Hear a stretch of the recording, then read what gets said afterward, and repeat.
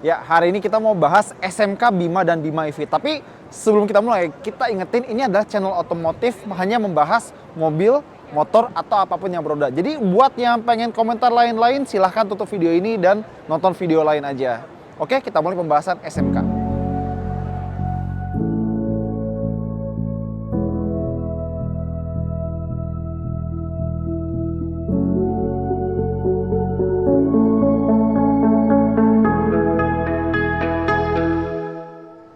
Ya, jadi untuk pertama kali kita bisa lihat SMK di sebuah pameran berskala besar ya. Dan buat yang penasaran, kita langsung aja ke harganya. Jadi buat yang SMK Bima Pickup itu harganya sekitar 130 sampai 150-an kalau kita nggak salah. Dan ini harganya kalau kalian pengen lihat ada yang AC, ada yang non AC, dan ada yang minibus. Nah, minibus itu listrik tapi kita bahas nanti. Ya, harga minibus itu 500 jutaan.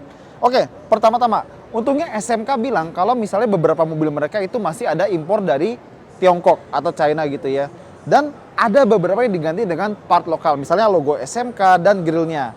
Tapi grillnya sejujurnya masih perlu improvement. Kenapa? Karena catnya masih kurang halus dan masih ada bagian-bagian yang agak coel dikit.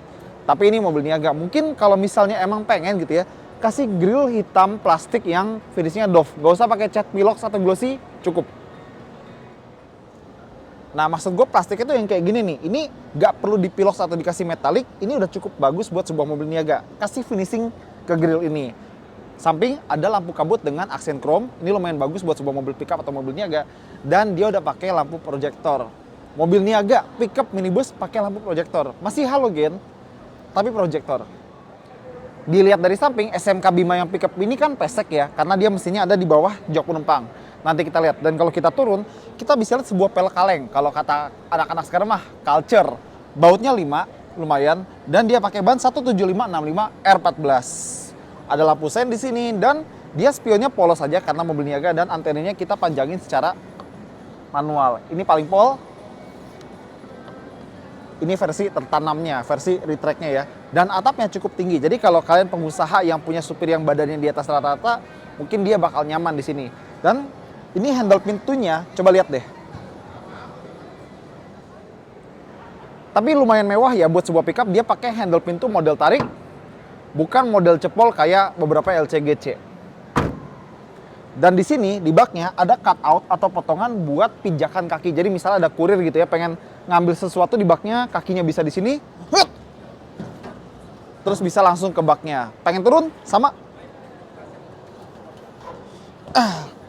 Langsung turun. Dan dia three way. Jadi kanan, kiri, belakang ini pagarnya bisa dibuka dan ada pagar lagi di bagian sini kalau pengen bawa barang yang jangkung.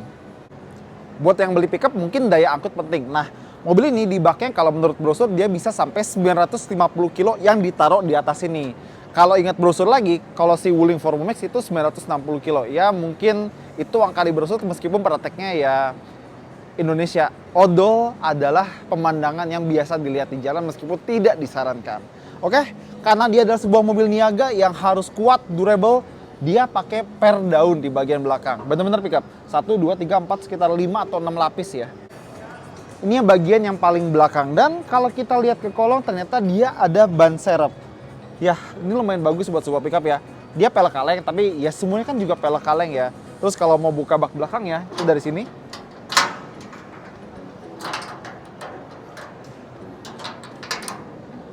Dan bisa kita buka atau kita tutup. Dan lagi-lagi ada pijakan di sini kalau pengen naik ke baknya.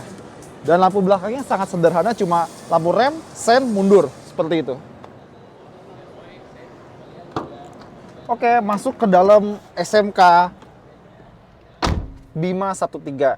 Dan setirnya mobil niaga banget dan tidak bisa diatur-atur. Jadi mau setinggi atau sependek apapun kalian, pasrah aja sama posisi setir yang nggak bisa diatur-atur. Wipernya di sebelah kiri, sen di sebelah kanan, kayak mobil-mobil Jepang gitu ya. Dan dia tachometer udah ada, speedometer udah ada, dan ada layar monokrom di bagian tengahnya untuk berbagai informasi. Dan joknya sebenarnya lumayan empuk ya, bahan fabric, terus bisa buat maju mundur, dan bisa tegak atau rebah. Tapi karena ini pickup, serebah-rebahnya ya begini karena kehalang sama tembok di belakangnya. Dia ada AC dan lumayan lengkap menunya. Jadi selain hangat atau dingin di sini, ada juga pengatur kecepatan fan speed-nya atau fan speed ya. ada sekitar 4. Dan dia juga ada pengatur arah hembusan AC-nya. Bisa ke kepala, kepala kaki, kaki aja, atau bahkan ke badan. Ini belum ada di Veloz atau Avanza dan Xenia ya. Terus ada juga buat pengatur sirkulasi udara. Dan semua ini mechanical, jadi semoga reliable. Ada lighter juga loh. SMK Bima ini juga udah pakai sabuk pengaman 3 titik dengan auto retract. Jadi nggak usah kita atur sendiri panjang pendeknya, dia udah otomatis kayak mobil passenger biasa. Sun visor di sini polos. Di sini ada kacanya. Mungkin kernet suka ngaca ya.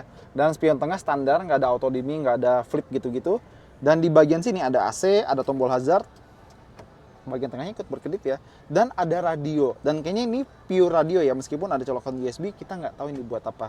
Kayaknya dia nggak bisa nyolok media juga sih. Dan ada laci kecil di bagian bawahnya.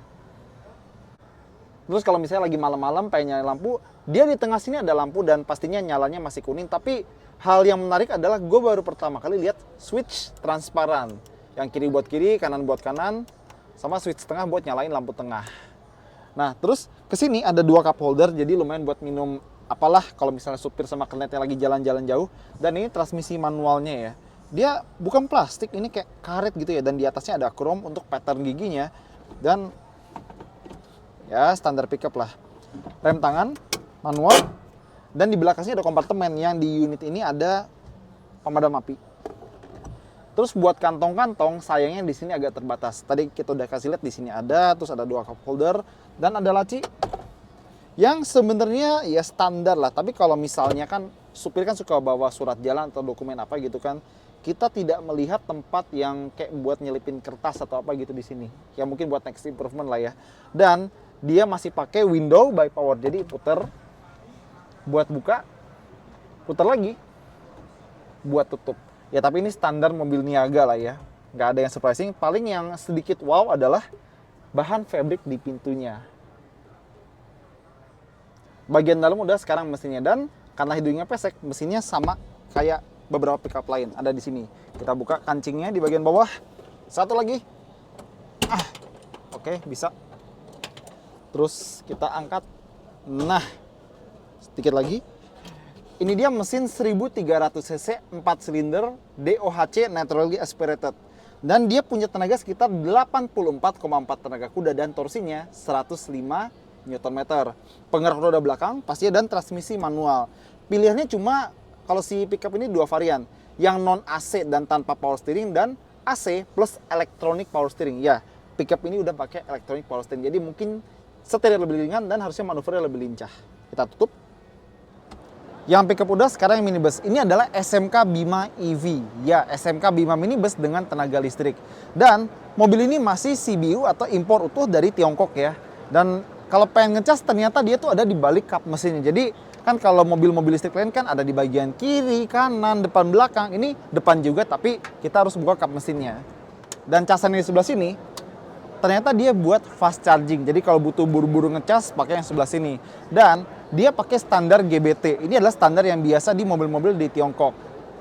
Terus kalau pengen ngecas pakai fast charging, kira-kira kalau dari baterai habis ke hampir penuh itu kira-kira 1 jam lebih lah. Tapi karena bodinya kurang lebih mirip sama SMK Bima pickup yang tadi, di sini bukan mesin. Jadi ini sekring, terus ini buat radiator, dan ini brake fluid. Terus di bagian sini ada buat air wiper. Kita tutup. Lagi-lagi logo SMK dan grill yang tadi gue bilang harusnya bisa lebih dibagusin lagi. Atau nggak usah bagus deh, distandarin lagi sesuai dengan pickup di kelasnya di Indonesia. Karena masih agak kasar. Dan basically mukanya sama persis sama Bima yang pickup. Jadi masih ada grill plastik honeycomb di sini dan ada lampu kabut yang ada chrome-nya. Plus dia udah pakai lampu proyektor meskipun masih halogen. Jadi basically adalah Bima pickup berkanopi. Buat sedikit identitas listrik gitu ya, karena ini mobil listrik, ada tempelan, pokoknya ada tempelan yang ada biru-biru di bagian sini. Dan kalau versi pickupnya di dia spionnya polos, dia ada lampu sen di sini. Lumayan manis lah. Dan kalau kita turun ke bawah, dia sama-sama pakai pelek kaleng Culture 17565 R14 dan logonya ternyata beda. Jadi kalau yang pickup itu pakai logo SMK, ini pakai logo dengan tulisan SMK yang logonya sangat mirip tulisan.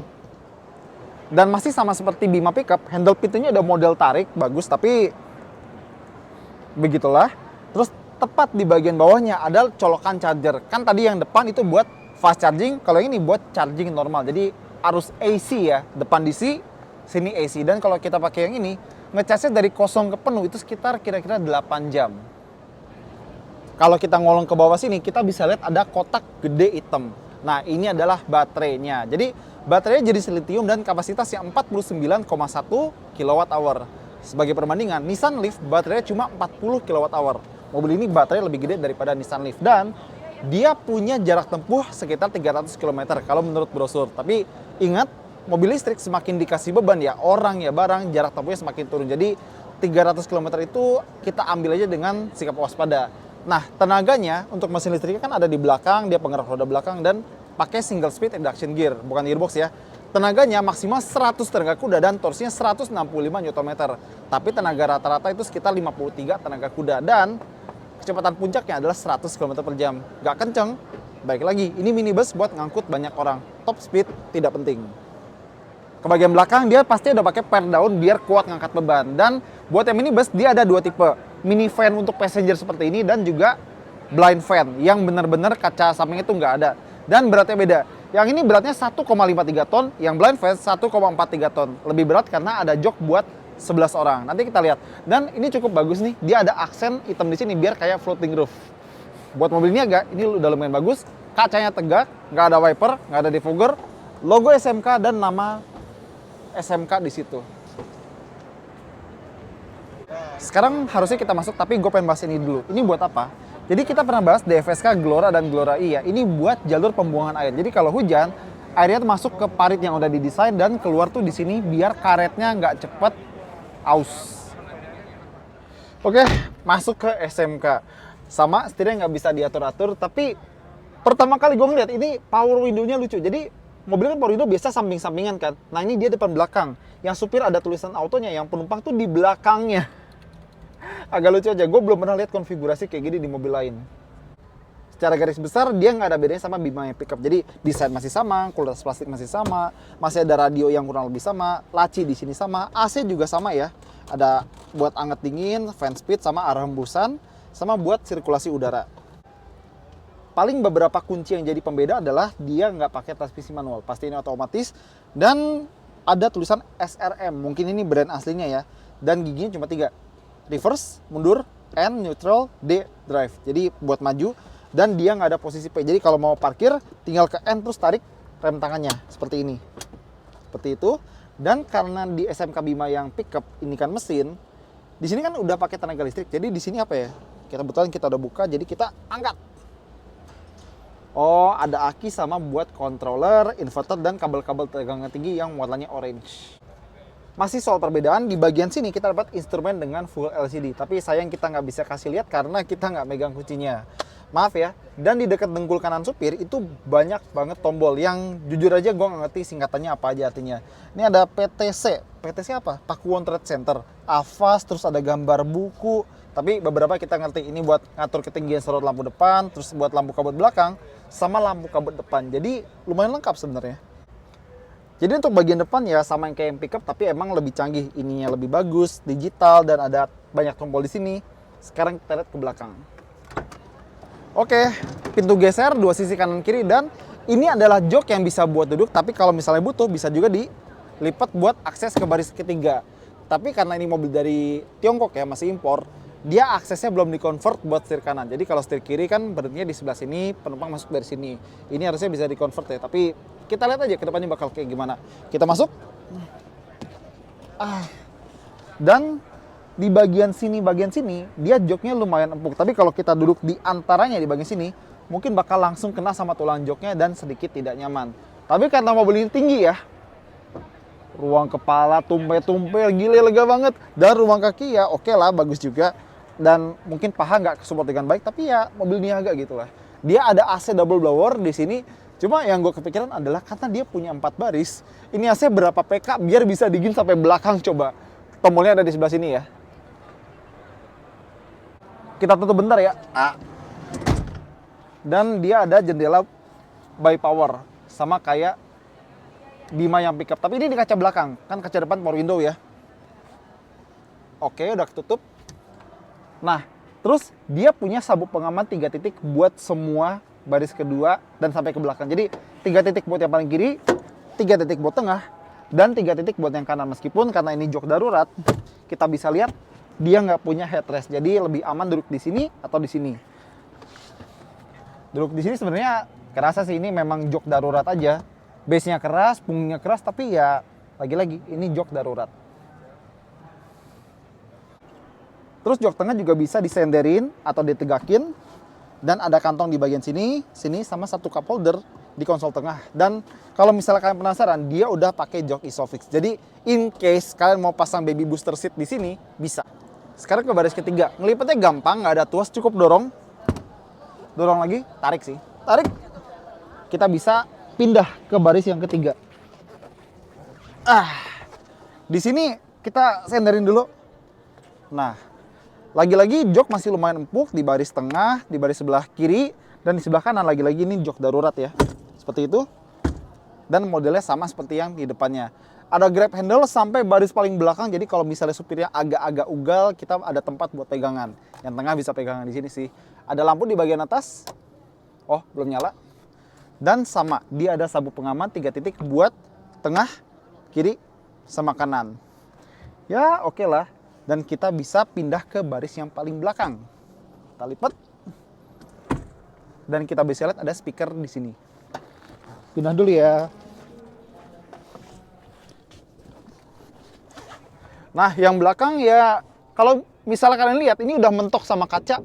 Jadi kalau ini dilipat, atau bukan dilipat ya, atau ini dipakai, nggak ada bagasi. Tapi ruang kepala lagi-lagi bagus. Ruang dengkul, ini gue udah mentok sama jok depannya, tapi ya ini baris keempat, what do you expect gitu. Grab handle, sabuk pengaman, dan ini kaca yang bisa digeser. Geser lagi, biar kalau misalnya butuh sirkulasi udara, tinggal buka aja kacanya.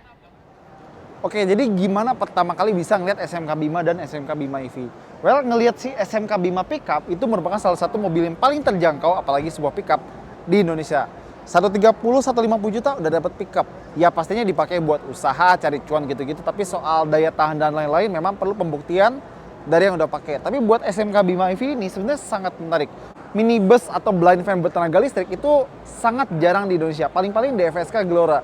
Tapi semoga mobil ini bisa di CKD biar harganya tuh lebih terjangkau. Apalagi kalau didukung dengan keputusan-keputusan dari pihak-pihak terkait yang bisa memudahkan populasi mobil ini. Apa tidak menarik gitu ya. Dan semoga kita bisa lihat macam-macam mobil SMK lain ke depannya. Oke, itu aja dari kita. Thank you udah nonton. Jangan lupa jempolnya, komentar, dan subscribe.